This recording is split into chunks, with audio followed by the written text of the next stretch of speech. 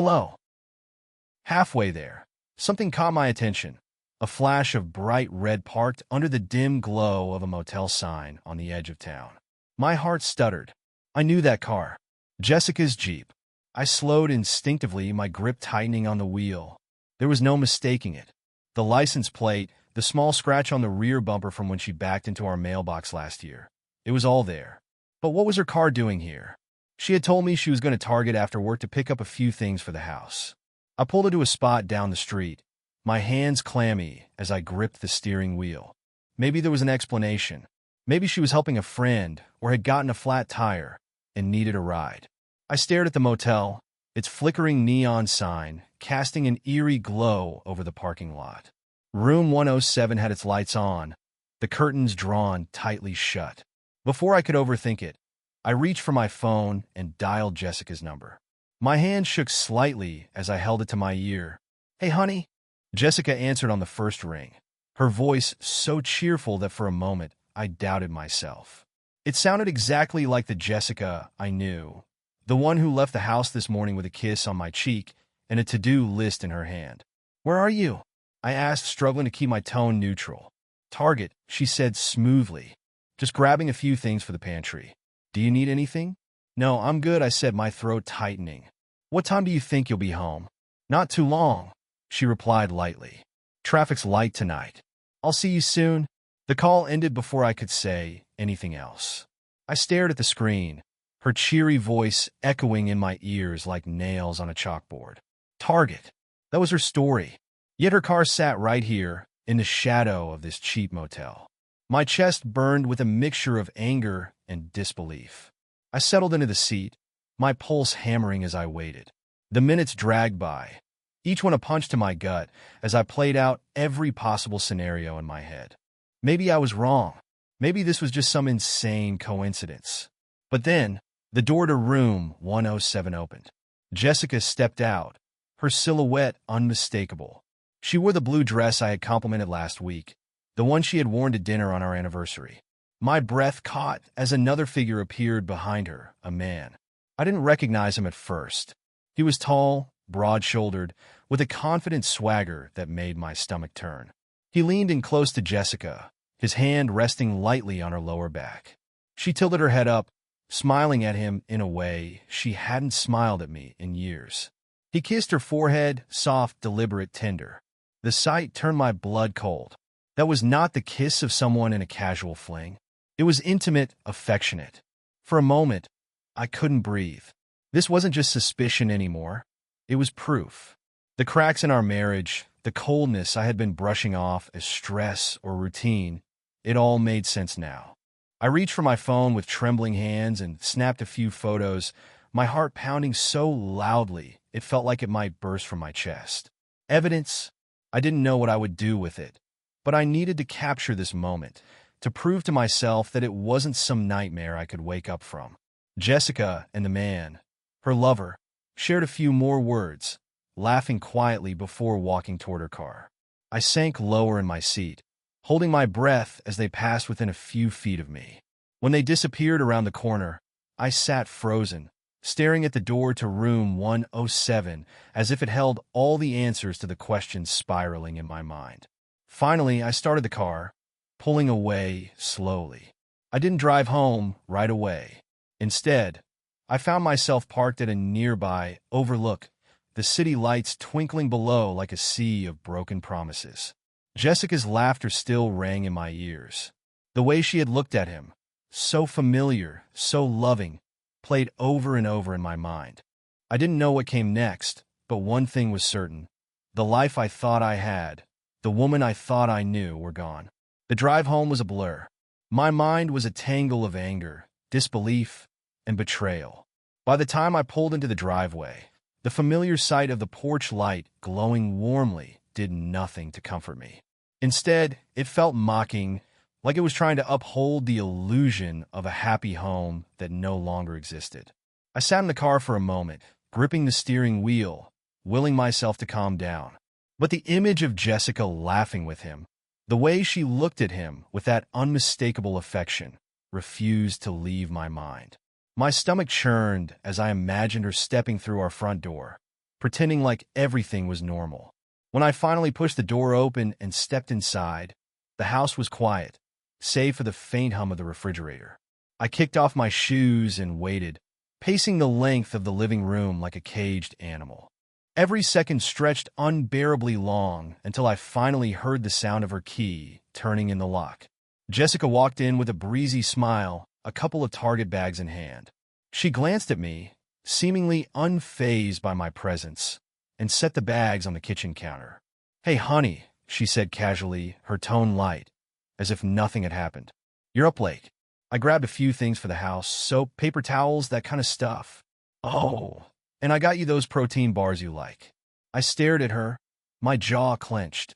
The audacity of it all, the normalcy, the ease in her voice, made my skin crawl. "Target, huh?" I said finally, my voice low and controlled.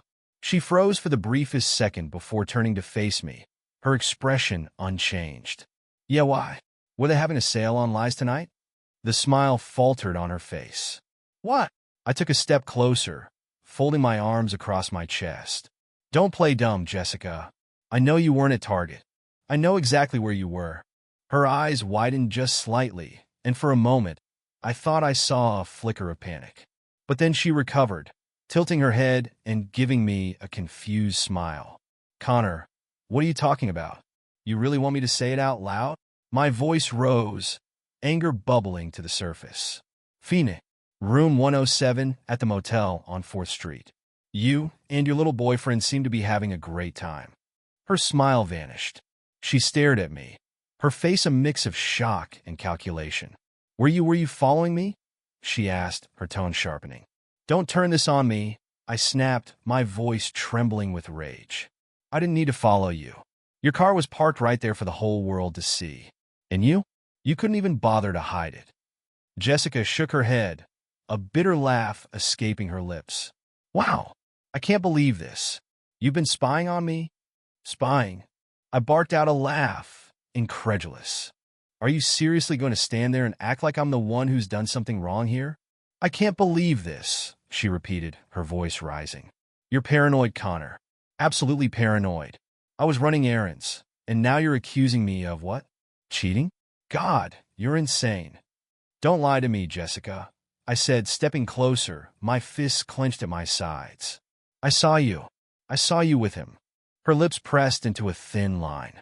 For a moment, she looked like she might double down, deny it until the end. But then something in her expression shifted, something colder, sharper. "So what if you did?"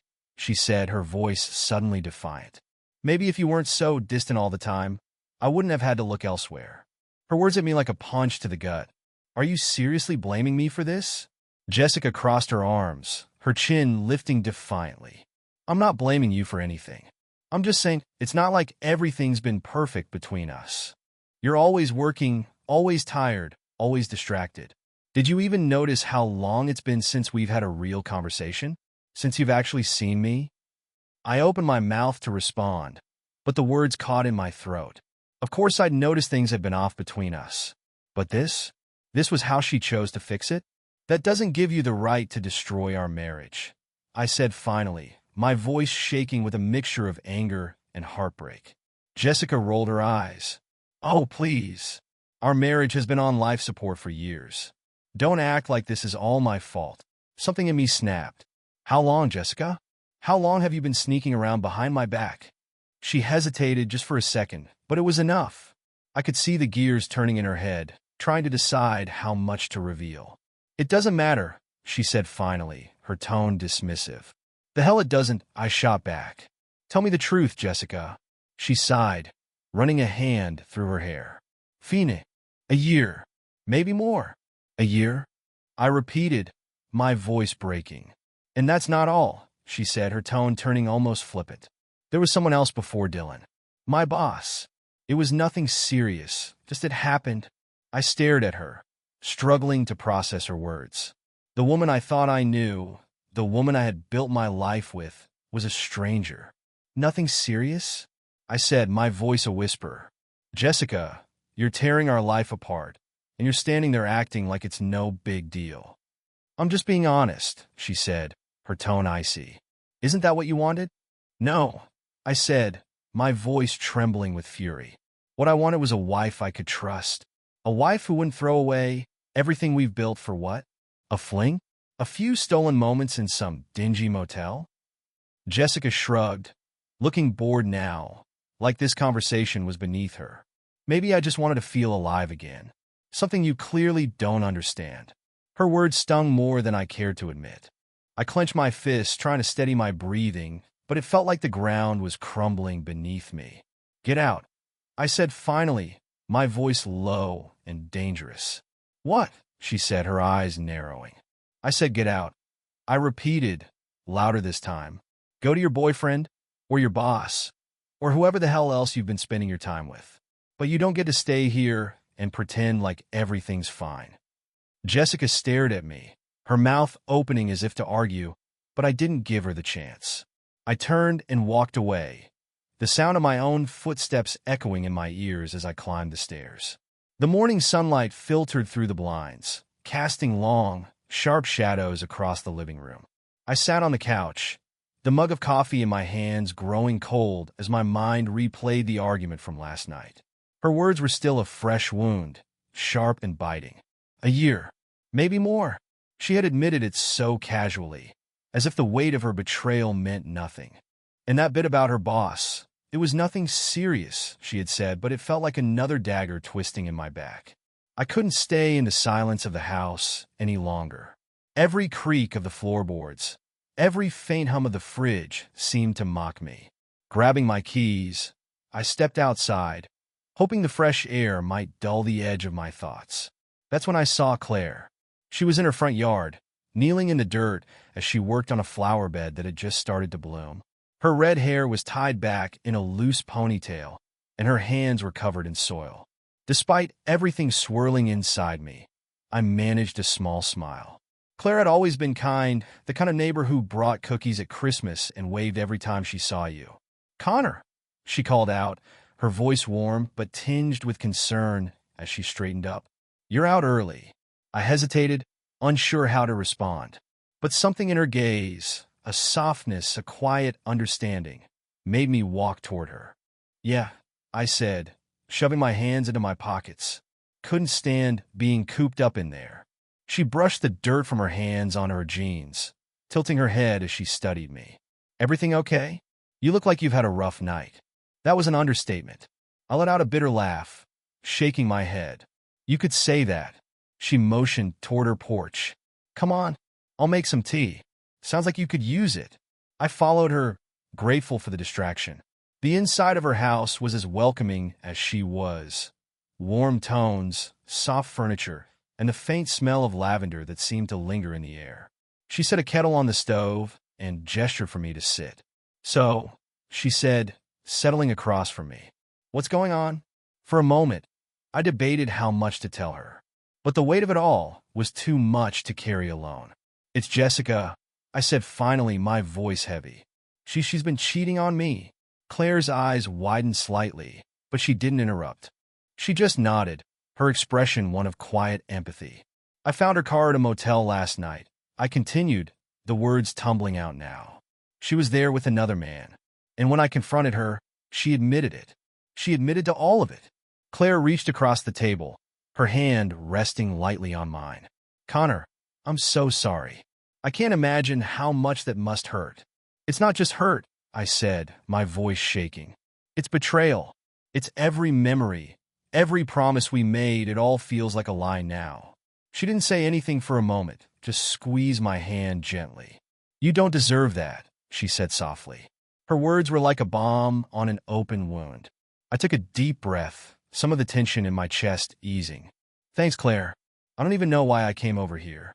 I just needed to get out of my head for a while. Anytime, she said with a small smile. And if you need to talk, I'm here. Really? I nodded, the beginnings of gratitude forming in my chest. But even as we talked, a new thought began to take root in my mind. I couldn't just sit back and let this unravel me. I needed answers. I needed to know exactly how deep Jessica's lies went. That afternoon, I made a call. Derek Hall. A gruff voice answered on the other end. Derek, I said, trying to sound more composed than I felt. I need your help. It's about my wife.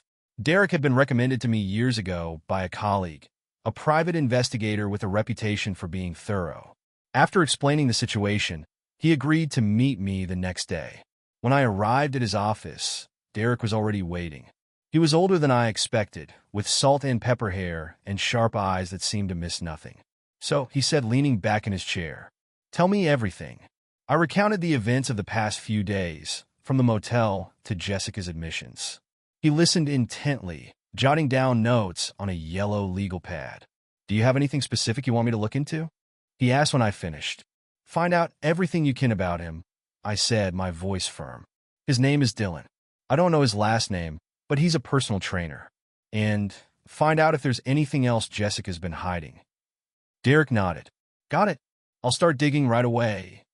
It didn't take long for Derek to deliver his first findings. "Dylan's married," he said when we met again a few days later. "His wife's name is Natalie. From what I can tell, she has no idea about the affair." I sat back in my chair, the revelation hitting me like a punch. Dylan wasn't just betraying me. He was betraying his own family, too. "And there's more," Derek continued, his tone growing serious. "Dylan's been using your wife to get access to her clients. He's been pitching fitness programs to them, trying to grow his business." "Unbelievable," I muttered, running a hand through my hair. "That's not all," Derek said, sliding a folder across the table. "I found these." Inside were copies of text messages between Jessica and Dylan. At first glance, they looked like the typical exchanges of an affair. Plans to meet, professions of affection. But one thread stood out. "Looks like they're hiding something bigger," Derek said, tapping the page. "There's mention of money, accounts, and something about Dylan's gym.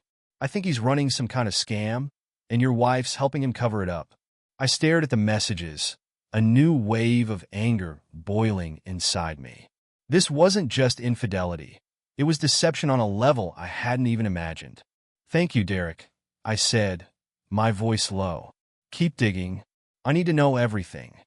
The gym was one of those boutique setups with tinted glass windows, a bright, polished sign, and the faint smell of sweat mingling with overpriced protein shakes. It was Dylan's domain, the place where he charmed his clients and apparently my wife. I stood outside for a moment, taking it in. Inside, I could see people scattered across various machines, the rhythmic clang of weights audible even through the door. My heart pounded with a mix of fury and resolve as I walked in. The receptionist looked up, offering a rehearsed smile. "Hi there. Are you here for a session or just checking things out?" "I'm here to see Dylan," I said curtly. She hesitated, glancing at her computer. "Do you have an appointment?" "I don't need one," I said, my voice firm. "Just tell him Connor's here." Her smile faltered at my tone, but she nodded, picking up the phone and murmuring into the receiver. A moment later, she gestured toward a hallway. "He's in the office down there." I didn't wait for further directions. My steps were heavy, deliberate, as I made my way toward the door she had indicated. When I pushed it open without knocking, Dylan was sitting at his desk, scrolling through his phone. He looked up, startled. "Connor, right?" he said, recovering quickly. "I think there's been some kind of mistake." "Save it," I said, shutting the door behind me. "We both know why I'm here." He stood, his posture defensive. "I don't know what you think you know, but cut the crap," I snapped, pulling my phone from my pocket. I opened the gallery and turned the screen toward him, showing him the photos I had taken outside the motel. His face drained of color. "I know about you and Jessica," I said, my voice low and sharp. "So don't stand there and try to play innocent." He opened his mouth, then closed it again, clearly searching for the right words. Finally, he let out a breath, sinking back into his chair. "Okay," he admitted. "Yeah, we've been seeing each other. But it's not what you think." I let out a bitter laugh. "It's not what I think? You're sleeping with my wife, and you think you get to control the narrative here?" "Look," he said, holding up his hands. "This thing with Jessica, it's complicated. She came to me, all right. She said you guys were done. She made it sound like I was the bad guy." I interrupted, that I was neglecting her, ignoring her needs, and she just had no choice but to run into your arms. He looked uncomfortable, but didn't deny it. "Here's the thing, Dylan," I continued, leaning closer. "Jessica lies. A lot. And if you were stupid enough to believe her, that's on you. But now, You're going to tell me everything." He hesitated, his jaw working as he debated his options. Before he could respond, the door swung open. The voice was sharp, cutting through the tension like a knife. We both turned to see a woman standing in the doorway. She was petite, with blonde hair pulled back in a sleek ponytail and an expression that could curdle milk. "Who's this?" she asked, her eyes darting between me and Dylan. "Natalie," he stammered, his face pale. This isn't what it looks like." "Oh, I think it's exactly what it looks like," I said, crossing my arms. "You must be Natalie. I am Connor. Your husband has been sleeping with my wife." Her face went still, like a mask had slipped into place. She stepped into the room, closing the door behind her with a deliberate click. "Is that so?" Dylan stood, reaching for her, but she shrugged him off. "Natalie, please, let me explain." "Don't," she said coldly. "Don't you dare try to spin this." "How long, Dylan? How long have you been sneaking around with his wife?" He looked at me, as if hoping for backup. I just raised an eyebrow, silently daring him to lie again. "About a year," he admitted, his voice barely above a whisper. Natalie laughed, a harsh, humorless sound. "A year? Well, I've been at home, paying bills, planning vacations. You've been what? Meeting her in motel rooms? Using her to scam her clients?" Her words made me pause. "Scam her clients?" I echoed, my attention snapping back to Dylan. Natalie's gaze swung to me, her eyes narrowing. "You didn't know?" I shook my head, anger boiling anew. "No, but I think it's time I found out." "I'm out of here," Natalie said, her voice ice cold. She grabbed her purse and turned on her heel. "And you, Dylan? You'll be hearing from my lawyer." The door slammed shut behind her, leaving Dylan and me alone again. "She's just upset," he said weakly, though it sounded like he was trying to convince himself. "No," I said, my voice sharp. "She's finally seeing you for who you really are. And so am I. Now tell me about the scam." Dylan rubbed his temples, clearly regretting every decision that had brought him to this moment. "Jessica's been referring her clients to me," he said reluctantly. "Event planning's a high-end business, and her clients are loaded. She gives me leads, and I pitch them exclusive memberships, personalized training plans. Most of it's legit, but not all of it," I finished for him. He looked away, confirming my suspicions. That night, I was sitting in my office, poring over everything Derek had sent me about Jessica and Dylan. My laptop was open, and the text messages between them were glaring back at me. That's when I heard the sound of a key in the lock. I stood, my heart pounding as Jessica walked in, her movements too quick, too deliberate. "What are you doing here?" I asked, my voice cold. She didn't answer, her eyes scanning the room until they landed on my desk. "What are you looking for, Jessica?" I demanded, stepping in front of her. Her eyes flashed with anger. "Move, Connor." "Not a chance," I said, folding my arms. For a moment, we stood there, locked in a silent battle of wills. Then she turned and stormed out, slamming the door behind her. The decision to file for divorce didn't come lightly. Sitting in the lawyer's office that morning, the weight of the moment settled over me like a storm cloud. I was ending a chapter of my life that I had once believed would last forever. "Connor," the lawyer, a sharp-eyed woman named Evelyn, began, her tone professional but empathetic. "I need you to be clear about what you want out of this. Property division, assets, anything specific?"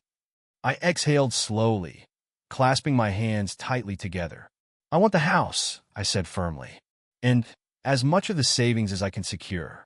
Jessica has already shown she can't be trusted, and I don't want her getting her hands on what's left of our life together." Evelyn nodded, making notes. "Understandable.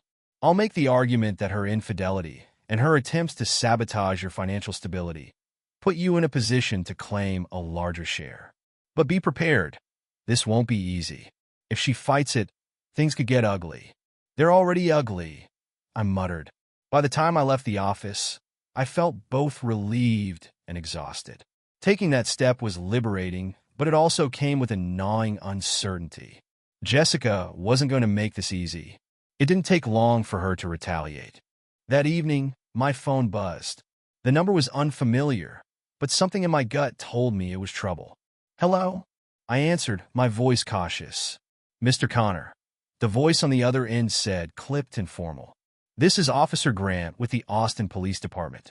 We've received a report from Jessica alleging harassment and stalking.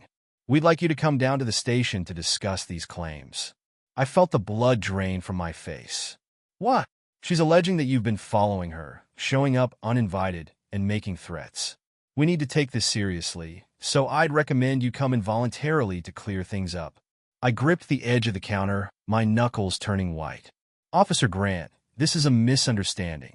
She's retaliating because I filed for divorce this morning. I haven't harassed her, and I can prove it. Bring whatever evidence you have, he said, his tone even. We'll talk through it. The station was cold and sterile, the kind of place that made you feel guilty even when you knew you'd done nothing wrong. I sat across from Officer Grant, laying out everything I could. The photos of Jessica and Dylan, the text messages Derek had uncovered, the report of her break-in at my office. This doesn't exactly look like harassment, Grant said, flipping through the stack of papers I'd brought. Because it's not, I said tightly. Jessica is trying to deflect attention from herself. She's the one who broke into my office. She's the one who's been lying and manipulating everyone around her. Grant leaned back, studying me for a moment. You've got a lot of evidence here, but we're still going to need to verify your claims. Do you have anyone who can corroborate your whereabouts during the times she's alleging harassment? I hesitated. Then, like a light bulb flickering to life, I remembered Claire. Yes, I said quickly. My neighbor Claire. She can confirm I wasn't anywhere near Jessica during those times. Later that evening, I knocked on Claire's door. She answered almost immediately, her face lighting up when she saw me. Connor, she said warmly. What's going on? You look stressed. That's putting it lightly, I said with a weak laugh. Can I come in? She stepped aside, waving me in. I sank into the couch, running a hand through my hair as I explained the situation. She's accusing you of harassment? Claire said, her brow furrowing. Connor, that's insane. You've done nothing but try to get away from her. Exactly, I said. But I need your help. Can you confirm to the police that I was here or at home during the time she's claiming I followed her? I hate dragging you into this, but of course, she said, cutting me off. Whatever you need. I'm not going to let her ruin your life with these lies. Her confidence was reassuring, a steadying force in the chaos Jessica had unleashed. The next morning, I was back at the station with Claire by my side. She recounted the times we had talked over coffee, the evenings I had spent at home, the hikes I had joined with her group, all while Jessica had been spinning her web of lies. Thank you, Miss Bennett, Officer Grant said as she finished. This is very helpful. As we left, I felt a flicker of hope. Jessica's attempt to weaponize the police against me was crumbling, and with Claire's help, I was starting to regain control. That evening, my phone buzzed again.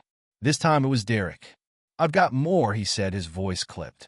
I dug deeper into Dylan's financials, and it's bad. Fraudulent memberships, fake invoices, embezzlement, you name it. Jessica's name comes up in a few places, too. I closed my eyes, the anger bubbling up again. So she wasn't just cheating. She was helping him scam people. Exactly, Derek said. This is leverage, Connor. If she keeps pushing, we can use this to shut her down completely. Thank you, Derek, I said, my voice heavy with gratitude. I'm going to need every bit of it. The courtroom wasn't what I expected. It wasn't grand or imposing, just a quiet, sterile space with too many shades of beige and the faint smell of old wood polish. Still, as I sat at the polished table beside Evelyn, my lawyer, it felt like the weight of the world was pressing down on me. Jessica sat across the room, her hair perfectly styled, wearing a cream blazer that looked far more polished than the person beneath it. She didn't look at me. Instead, she whispered something to her attorney, her expression cold and focused. Stay calm, Evelyn said softly, leaning closer to me. We got this. I nodded. My jaw clenched as the proceedings began. Jessica's false police report was the first issue to be addressed. Officer Grant took the stand, recounting the investigation and how Claire had provided my alibi. Evelyn was methodical, asking precise questions that painted Jessica's accusations for what they were, a desperate attempt to discredit me. Based on your investigation, Officer Grant, Evelyn said, pacing in front of the jury, Did you find any evidence that my client harassed or stalked Jessica? No, Grant said firmly. Connor had corroborated alibis for every instance she described. Her claims didn't hold up under scrutiny. Evelyn nodded, then turned toward the jury. And were you aware that Jessica was listed as a participant in ongoing financial fraud at the time she filed this report? Jessica's lawyer immediately objected, but the damage was done. A murmur rippled through the room, and I caught Jessica's cheeks flush red for the first time. When Natalie took the stand, the atmosphere shifted entirely. She was poised, with an icy composure that felt like a warning shot across Jessica's bow. I didn't know about the affair at first, Natalie said, her voice steady. But once I did, I started noticing other things, transactions that didn't add up, stories that didn't make sense. That's when I realized my husband wasn't just cheating on me. He was using Jessica to help cover his tracks. Jessica's head snapped toward Natalie, her mouth opening as if to protest. But her lawyer placed a hand on her arm, silently urging her to keep quiet. Can you elaborate? Evelyn asked, her tone encouraging. Natalie nodded. Jessica referred wealthy clients to Dylan under the guise of personal training, but it was more than that. They set up fake accounts, charged for memberships that didn't exist, and funneled money into Dylan's business. Jessica was involved in facilitating the introductions and keeping things quiet. The jury's attention was locked on Natalie, and I felt a flicker of hope. Jessica's polished image was crumbling, and I could see the cracks spreading. By the time Dylan's name came up, Jessica looked like a coiled spring. Evelyn turned to me during a brief recess, her expression triumphant. She's unraveling, she said quietly. This is working. She deserves it. I muttered, my hands tightening into fists. When court resumed, Dylan's absence became the next focal point. Ms. Hayes, Evelyn began, addressing Natalie again. Has Dylan supported Jessica during these proceedings? Natalie smirked faintly, her eyes flicking to Jessica. No. Once the fraud investigation began, he cut ties with her completely. I think he realized she was more trouble than she was worth. Jessica's face darkened, her composure slipping further. And do you believe Jessica was complicit in this fraud? Evelyn pressed. Yes, Natalie said without hesitation. She wasn't some bystander. She knew exactly what she was doing. By the time Jessica took the stand, her once confident demeanor was all but gone. She stumbled over her words, contradicting herself more than once. Evelyn took full advantage, pressing her relentlessly. Jessica, Evelyn said, her voice calm but pointed. Did you or did you not facilitate introductions between your event planning clients and Dylan Hayes, knowing about the fraudulent activities? Jessica glared at her, then at me, before forcing a smile. I didn't know about the fraud, she said. I thought everything was legitimate. Evelyn tilted her head, pretending to consider this. So you're saying you had no idea Dylan was charging clients for memberships that didn't exist, even though you directly referred those clients?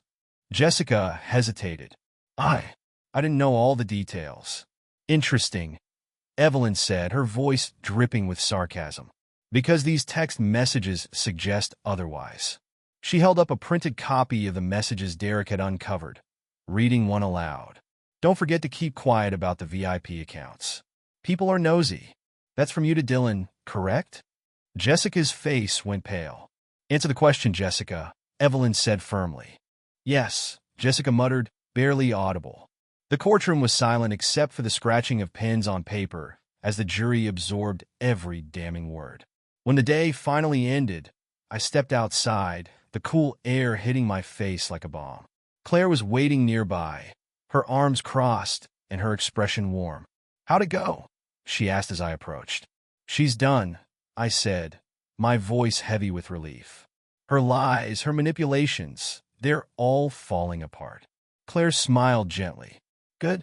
It's about time. We walked back to the car together, the weight of the day slowly lifting. The first morning after the court hearings felt strange. The house was still quiet, just as it had been for weeks, but this time, it wasn't the silence of tension or despair. It was peaceful. For the first time in months, I woke up without a weight pressing on my chest.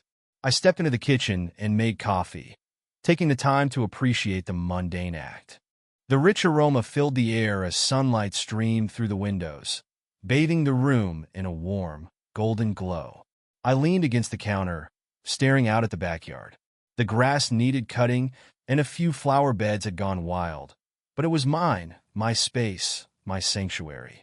The sound of my phone buzzing on the counter pulled me from my thoughts. I picked it up and smiled. "Claire, join me in a group for a hike tomorrow morning? Fresh air could do you good." I texted back quickly. "Count me in." The next day, I stood at the trailhead, a small group of hikers gathered around me. Claire was easy to spot, her red hair catching the morning sunlight like a flame. She waved me over, her smile as bright and welcoming as ever. "Glad you made it," she said, handing me a bottle of water. "Ready to conquer a few hills?" "I'll try to keep up," I said with a grin. The hike was exactly what I needed. The trail wound through thick woods, the scent of pine and earth filling the air. Birds called to one another overhead, and the rhythm of footsteps and conversation made the world feel far less heavy. Claire stayed close to me, pointing out wildflowers and sharing little stories about the group's previous hikes. Her presence was grounding, a reminder that not everything in my life was broken. As we reached the summit, the group paused to take in the view. The city stretched out in the distance, a patchwork of buildings and streets, but up here, it felt like a different world. Claire nudged my arm gently. "Feeling better?" I nodded, letting out a breath I hadn't realized I was holding. "Yeah, a lot better. Thanks for inviting me." She smiled, her eyes warm. "Anytime." Over the next few weeks, life started to take on a new rhythm. I joined Claire and the group for hikes whenever I could, started therapy sessions to work through the anger and betrayal that had consumed me, and even began tackling projects around the house that I've been avoiding for years. Claire was always there, a steady presence who never pushed but always seemed to know when I needed support. We spent hours talking about everything from her late husband to my messy divorce, to little things like favorite books and movies. The conversations were easy, natural, and before I knew it, I found myself looking forward to every moment we spent together. One evening, as the group gathered around a small campfire after a hike, the conversation drifted into laughter and shared memories. Claire sat beside me, her shoulder brushing against mine, and I felt a spark of something I hadn't felt in years: hope. As the sun dipped below the horizon and the group began to pack up, Claire and I lingered. "You know," she said softly, her gaze fixed on the glowing embers, "I didn't think I'd ever feel happy again. After everything that happened with Tom, I thought that part of my life was over." I turned to her, the sincerity in her voice pulling me in. "I get that," I said. "After Jessica, I thought I'd never trust anyone again. But being around you, it's different. You've been the one thing keeping me grounded." She looked up at me then, her eyes searching mine. The moment hung between us, heavy with unspoken words. Before I could second-guess myself, I leaned in, closing the small space between us. Our lips met in a kiss that was soft, tentative, but filled with a quiet intensity. For the first time in what felt like forever, the world faded away. When we pulled back, her cheeks were flushed, and she smiled, a mixture of shyness and happiness in her expression. "I wasn't expecting that," she said, her voice teasing. "Me neither," I admitted, chuckling. "But I'm glad it happened." "Me too," she whispered. The knock on my door came late, long after I had settled onto the couch with a book and the soothing hum of quiet music in the background. I froze, the sound sending an inexplicable ripple of tension through me. Most people would call or text before showing up, especially at this hour. Setting the book aside, I stood and walked toward the door, my footsteps slow and deliberate. Peering through the peephole, I felt my stomach tighten. Jessica! She was disheveled, her hair unkempt and her makeup smudged, as if she'd been crying or drinking.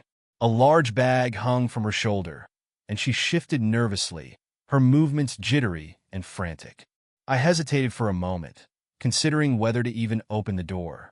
But something about the way she stood there, so far removed from the composed woman I once knew, made me pull it open.